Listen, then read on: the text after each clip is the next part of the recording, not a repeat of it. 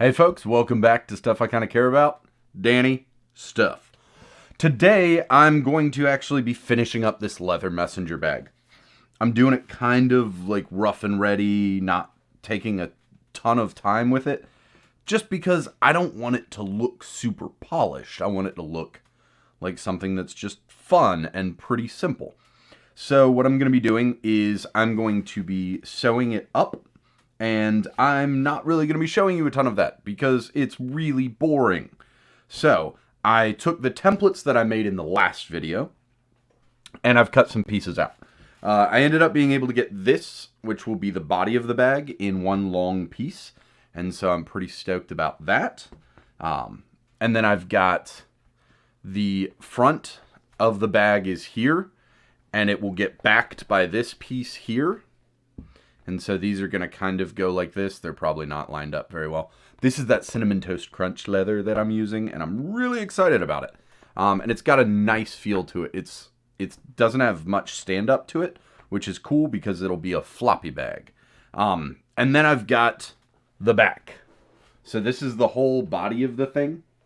And what's essentially going to happen is all of this is going to get sewn up together like that, and then this front will just flip over. Now, a couple of things that I'll still have to do.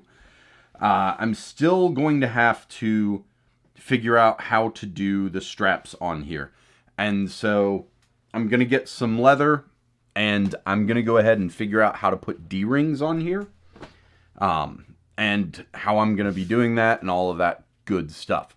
They're going to get riveted to the bag itself. With this color, I'm not certain of the hardware that I'm going to use with this. So I'm going to kind of poke around a little bit, see what I've got, and figure out exactly how this thing's going to look. So let me grab some of that stuff and bring it over, and then we'll kind of talk it through. All right, I've also got some pretty sizable chunks of leftover leather that I can use for holding these D-rings on this bag. As far as the strap goes, I'm not sure what I want to make that out of yet. So I'm going to kind of work through some of this stuff, see what I've got. So I'm thinking about using a couple of these for the D-rings that the clips will hook onto. And then using these as my clips. They're actually not bad, and they match, which is super cool. So they'd be doing like this number here, and that wouldn't be hard to get a strap that'll fit this. The problem is right now the only actual like buckle system that I have, strap system that I've got is one of these, and I'm not like super enthusiastic about using this. I could just do a piece of this leather that comes in through here, if it will cooperate, and just does like this. That actually seems really simple, and really easy, and not a ton of work, and I'm going to do that. So I'm just going to get a couple of like 5-inch strips of this stuff squared off, and we'll go with that. Yeah, that works. That's super simple. I'm usually really good at overcomplicating my builds. So I think today the name of the game is just kind of keep it simple. Don't do all of the everything. And I want to go ahead and do this before I sew everything together because I have the distinct impression that it's going to be easier if I get this out of the way. So these are done. What we're going to be doing is doing 3 rivets onto this stuff here. Now,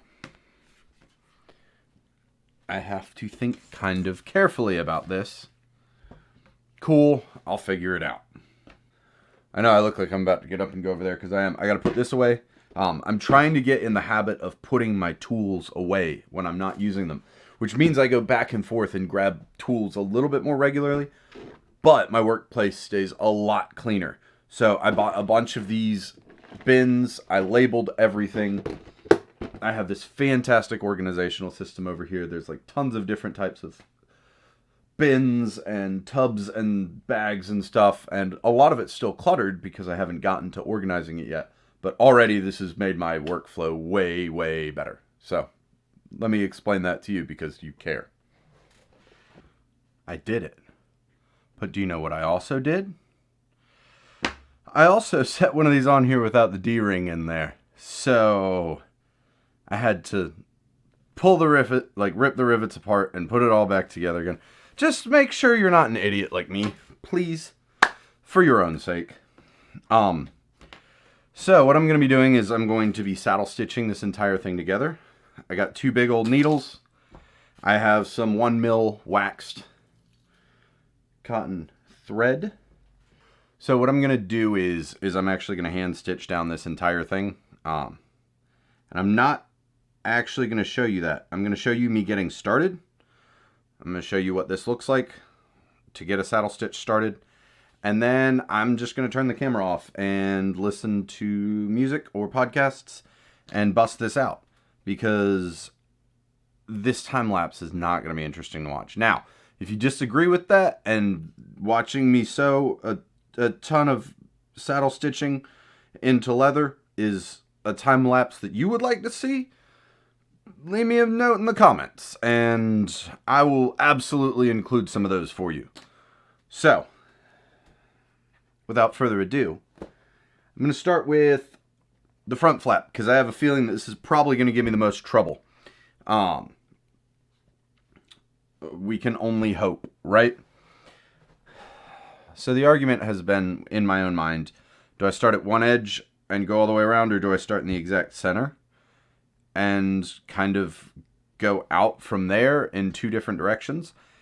I think I made my centerpiece too long. Uh-oh. This is kind of problematic. This is like terrifying at this moment because I'm like in the middle of this project and I think I already like massively screwed up. So that's fun. No, we're good. I'm going to start at one edge and I'm going to go all the way around.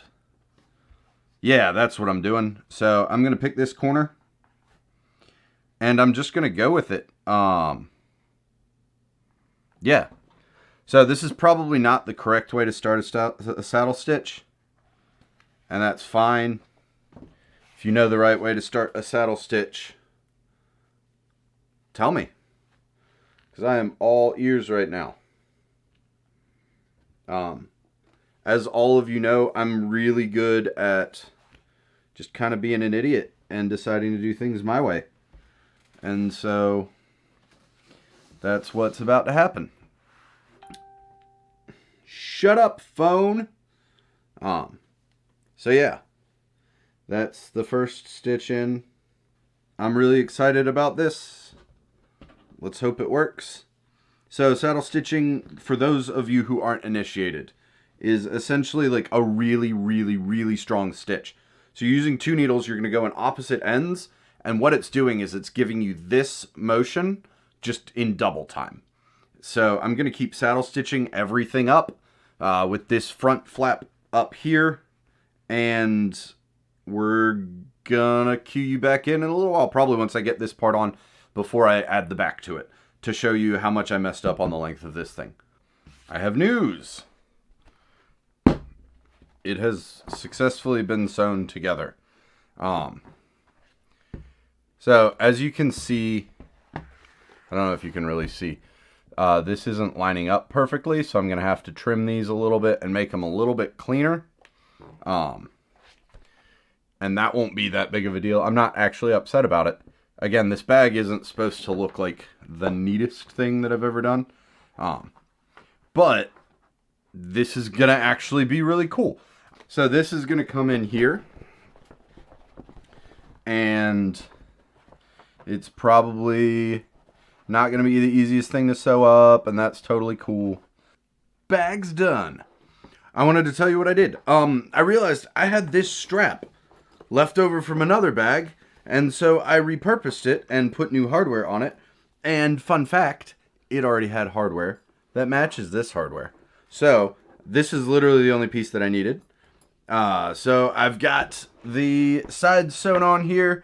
I've got the bag finished up, and it looks pretty awesome.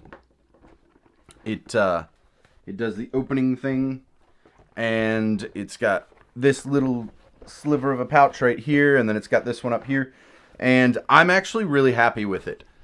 There's a lot that I could have done to kind of make this thing like a lot cooler, I think, but I really like the minimalist design of it.